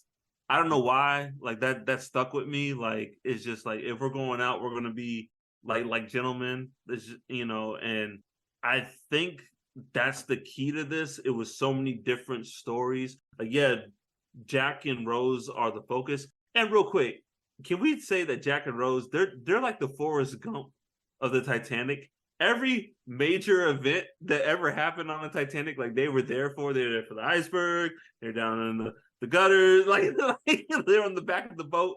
Like they're the Forrest Gump of this boat. But No, it's it's like just Rose. It's just Rose. Just Rose is the Rose is the Forrest Gump of the Titanic. Yes. Which just James partly is why I do not believe that any of this actually happened. I think she made up that entire story, but that's for another day. It's just so many beautiful moments, man, that just like stuck with you. And like you said, no, it's a disaster movie at the end, and he nailed it. Yeah, man. Partly, I wanted to ask y'all, because as you were talking about some of those scenes, especially as it's going down, the decisions people are making, wanted to ask, okay, it's sort of a two-parter. So if we were on the ship, you were on the ship, you were there, two directions. One, what would you do to try to survive? And then what would you do if you had to accept your fate? Like, what would your last sort of action be? Because, some of the guys, they were like in the band, like you said, they were just, our last thing, we're going to play the music. Some were like, hear my prayers and go to bed. Because I have thought about this. I would have been one of those people who were on like that second floor who would have jumped on the boat. I would have jumped on I would have like let it like fall down. I would have jumped on it. And I would have just been like, I'm on. Stop. Like, hey, on. Don't kick me off. You're going to kill me if you kick me off. I'm on now. Accept it. It is what it is. Like, and I know y'all yelling at me, calm down. I'm already on. It's too late. Let's just go. Let's just go. I played out the entire conversation in my head already. Oh, like, look, I'm on. It's too late. Come on, let's keep moving. Nels is like the beginning of the Ninja Turtles intro. He's like up on the he jumps. Teenage Mutant Ninja. Now what would I would have done? Drink. No, to accept my fate. I yeah. would have drunk. I would have found somebody else who was as nerdy as me, and we would be talking about some of the most nerdiest stuff possible. Like, so what do you think the One Piece is? Who's your favorite Ninja Turtle, since you brought up Ninja Turtles? And I would have just been drinking till the boat went down. I probably wouldn't have been on the deck or nothing like that. I would have been around the music, and I just been like, it is what it. But like, drowning is such a horrible way to go. And I don't know if I would have wanted to drown. That sucks. Yeah, fellas, it's not just the drowning. I don't know if y'all have ever been in like cold water before, but that's what killed everyone, right? Like I've fallen into like ice that broke. And granted, it wasn't deep, so like I didn't I got out, but like it was like waist high. But I broken through ice, and let me tell you, it is like being stabbed. As soon as you hit the water, it feels like you're being stabbed. So that's what killed everyone. It was the cold, and black people, bro. I tell you this: if there were any black people on the Titanic, they made it out because they were not getting in that water. Can you imagine a black woman not being allowed to get on a boat? Everybody would have it would have been everybody's problem. That dude would have pulled out a gun. Like, somehow, some way, they would have got on them boats or made a boat. They're like, well, we're gonna go. Somehow we're gonna make a boat, our own boat, and we're gonna get out of here. If they lowered that boat and she wasn't on it, everybody is feeling it as that boat's slowly going down, including the sailor who's in charge of the boat.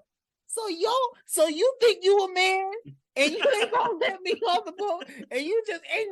I'm talking to you right there. You see me? Don't ignore me. Don't ignore me. Slowly lowering down. He's like the dude who's trying not to make eye contact. Like you hear every single word. He's like just not looking. And for some reason they would know the exact numbers. There are 2,200 people on this boat. Y'all got enough lifeboats for 700 people. I'm gonna be one of them. Yep. So yeah, I don't think there were any black people. I mean, well, James Cameron doesn't believe there are any black people on the Titanic, but we know that can't be true. So They're like, oh, where's would've- this boat going? Oh, through the Arctic? Nah, we'll get the next one. Yo, if they would have had black people on this boat though, I mean, like in the movie, my goodness, I'm like, it would have been horrible for us. Cause I'm like, you see how other white people treated poor white people. Oh my god, Bruh, yeah. we didn't stand a chance. But I'm like, Bruh, the treating Italian other white brother people like had this. a cylinder land on his head, and he's Italian. Do you know what would happen to the black Oh folks? my gosh, man. Nah, man, it would have been horrible. I mean, if I can say for myself, man, I always put myself in these like these mental situations where what I do, because I think people kid themselves. So, oh, I would do this, or I would like, man, nah. But if it was just me, I'm with Nels. I'm doing everything I can without like physically harming someone to get on a boat, right? And if I can't, then I'm gonna be like that chef. I'm gonna have me a bottle of whiskey on the back of the boat, looking at Jack and Rose, like, well, it is what it is, drinking as we going down. If my family's there, either they're getting on a boat, or like someone's getting hurt, or someone's taking me out until I get them on a boat. Like Facts. that, and if I can get on the boat with them, cool. But like they're getting on a boat somehow, and it is gonna be ugly if it has to be. I didn't even want to talk about that scenario because it's probably going to end with someone getting hurt. Yeah, because they are getting on a boat. Period. Absolutely. Same here. Same. Yeah. No. It's funny. I just asked that, and I'm like, I actually don't have an answer myself. I mean, as I'm figuring, like you're saying, yeah. If you are trying to survive, same thing y'all said. I am figuring out, like, without harming someone, how do I get on a boat? I'm jumping on, and in my head, I'm like, okay, I can jump far enough from this thing onto the boat. I might end up falling paler like old dude because he thought he could do it, but I'm jumping on. And then yeah, if I just have to accept my fate, no, I'm not going to make it. Definitely, alcohol is going to be involved. It's gonna, like. I'm talking, whatever they got, which also is just funny. Every time I look, every beer they had was a porter, right? Like, or I'm sorry, a stout. One. Or a stout. Every porter, single one was a stout. And the some British, things were man. heavy. The British. They British. were lukewarm too. Yeah, they're like room temperature, and they're just like, this is delicious. I was just like, oh god. Yeah. Every one of them, I'm like, that beer is a meal by itself. Like, it looks so heavy. Fun fact: the chef who was on the boat at the back, he lived, and he lived because he got drunk, basically. Yeah, it's based off a real person and what he really did. He just started drinking, and that's what kept him alive. And they're like, and there was only like 5 people that like got saved in the water, and he was one of them. Which is wild, nuts, dog. 1,500 people, and they found like 5 of them that were alive. Like, that's insane, wild. Insane. I got one more thing as far as like the disaster part. Yeah, to talk about, which is, and I'm honest out here. I'm clearly not a fan of Rose. In case you were wondering, Pop Cult, I'm not a fan of Rose. Rose says "I love you" to Jack when I think like on the door or as the boat's flipped over. Jack does not say "I love you" back. Jack does not say "I love you" back. Because in Jack's mind, Jack's like, woman, I have known you for 36 hours. I don't really know you. If we make it through this, I'm not going to have anything to tie me down. I don't want to make that much of a commitment with you if we make this out. And we probably won't. Die, but just in case. He does not say "I love you" back. But something that is like amazing and loving and like one of like the heart-wrenching scenes is that he gives her a ton of affirmations and like a ton of things of like, you're going to do this. You're going to go here. You're going to survive. You are a survivor. Like, and those affirmations is what saved Rose's life. Like some of his last words to her were all the things that she is and that she should be. And he makes her promise him, like, do all those things. And she did it. Her toxic self did it. Yeah, she So I just Your want to name, toxic like, self. instead of saying I love you too, Rose, he said, don't say goodbye. We're not here to say goodbyes. Here's all the things that you're gonna do. Which was such a creative way to say, I don't really know you like And that. and Nell's like, when Rose let Jack go and he sunk down, a steampunk submarine caught him and he drove off and they're like, oh, on to the next one, Mr. Dawson. He's like, you know it, Jeeves. And he put on his suit. Put on his suit, slicks his hair back. Puts his hair back and get ready for the next one. He's like, I think my name's gonna be Bruce Wayne at this next one. He's like, on to the Hindenburg. Like, the next disaster. But I love that. She's like, I'll never let go, I promise. And then immediately proceeds to let go. Dropped him like a coin in the fountain. Like, bloop, bye, dog. I gotta. I just want to ask y'all something, because I have my own little answer, but I'm curious for y'all. Why do you think, like, not just this movie, but the Titanic is so fascinating to, well, a little less now, but like, I remember there was a time where, like, even before this movie came out, like, it was just like a fascinating subject. And why do you think, like we as a human experience, a culture, are enthralled with the Titanic? Because it's a spectacle. Yeah. Sorry, I'll go quick, Shannon. But Okay. like, I'll say I think human and human nature, we like to see spectacles. We like to, like, see and understand disasters. And I think it's twofold. One is just like the marvel of it. The other part is like, how can I understand this so it doesn't happen to me? Yes. Right? Like, Yeah. I think there's a fascination of understanding it, like the sociological, anthropological way of, like, understanding it. But part of that is like the human nature of trying to survive. So it's like, if I see this and I understand it, I will make sure this does not happen to me. So Yeah. those are Yeah. No, similar to that vein, I'm thinking, the spectacle, the marvel of it, because again, at that point, with the largest ship and this and that, and I mean, and obviously that was their downfall, because they were like, oh, let's really make headlines. We already have headlines for existing. Let's make bigger headlines by getting there, even faster or whatever they did. So I definitely think, there's the marvel of it, and I mean, when it comes to disaster, I feel like no matter who we are, there's this level of, we're somewhat drawn to disaster, where it's like, this thing, sunk, it exploded, this thing, and like, Yeah. I'm somewhat interested, so Yeah. I think that's some of it too. I think, no, and I agree with everything y'all said. I think it's a couple things. I think, and I'm gonna get on not a soapbox, but kind of preachy here. I think the Titanic is kind of a microcosm of the human experience, right? It's like so many things happen on this one boat. We had a discussion about class and status, right? And what does that mean? And then it's like, it was kind of like an urban legend, like this grand ship just sunk and it's gone. And like, they were looking for this thing. I don't think they found it to what, the 80s?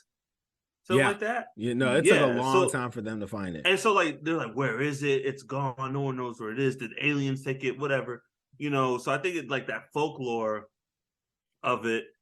And then, like I said, I want to go back to what I said earlier. It's like, you got this kind of like glimpse in like this little controlled setting of the breakdown of society, where people thought everything was cool.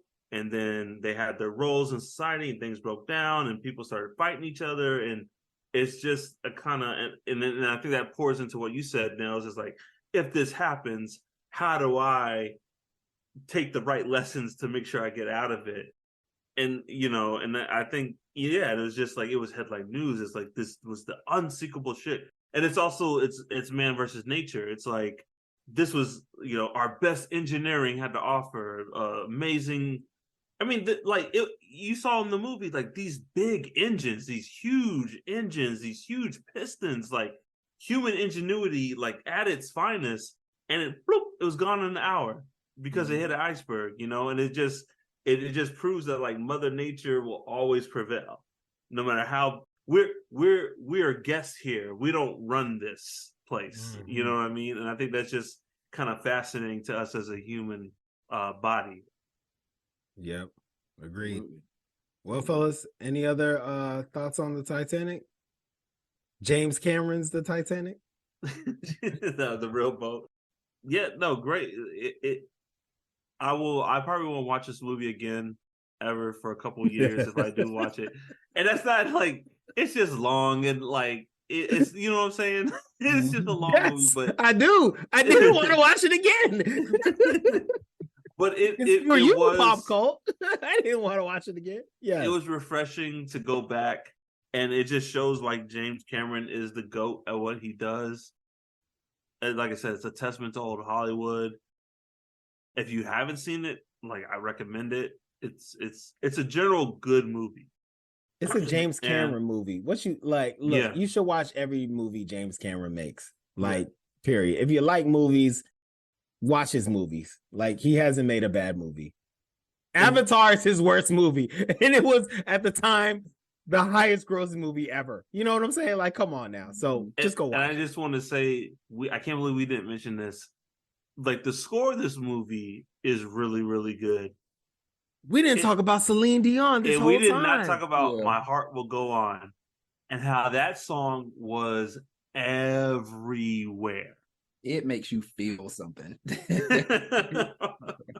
Damn, we didn't talk about the Canadian Thunder, Celine Dion this whole time. Never once.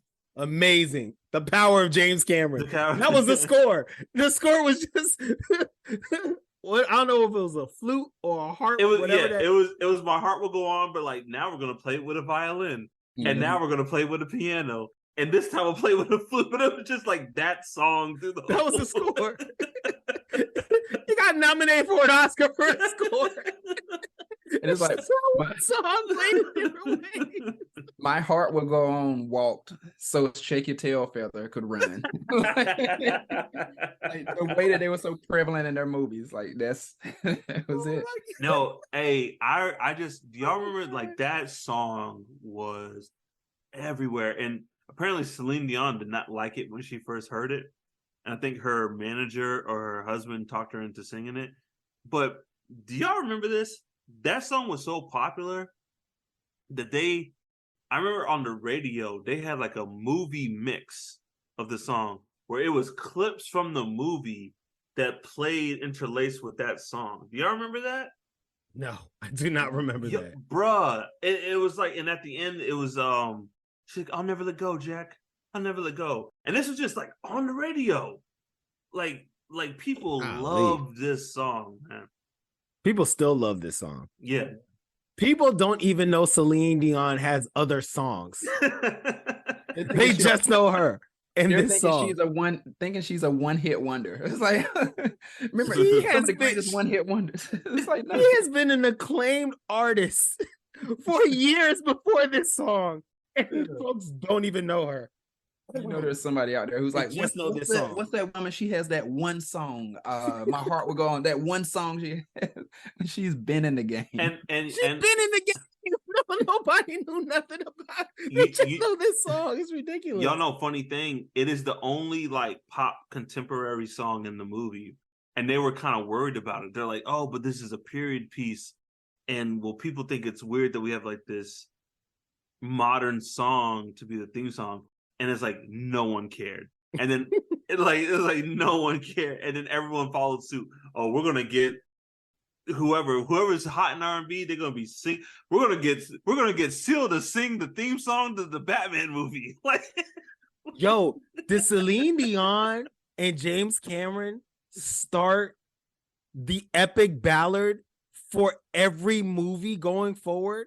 Bruh, they might have, because like why would Seal sing the song to a Batman movie? It doesn't make it. Why? Kiss by a Rose is amazing, but why is it in a Batman movie? There's no reason for it. Was Kiss by a Rose? Well, maybe for another day we can explore when that came out versus My Heart Will Go On. But sheesh, James Cameron. Dog. Shout out to Celine Dion.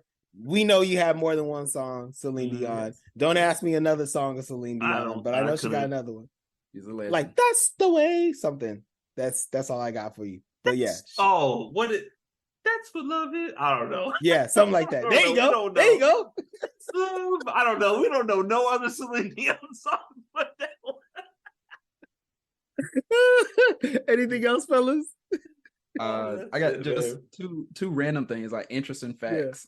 So this movie stayed in the theater for 10 months. Wow. I remember that. It sure did. Yeah, because sure I know I was talking with Julie and we were saying like, yeah, it's not like it stayed in there like forever. And you know, you're like, was it really like that, or was it just seems like it because it was maybe 4 months versus 3 months?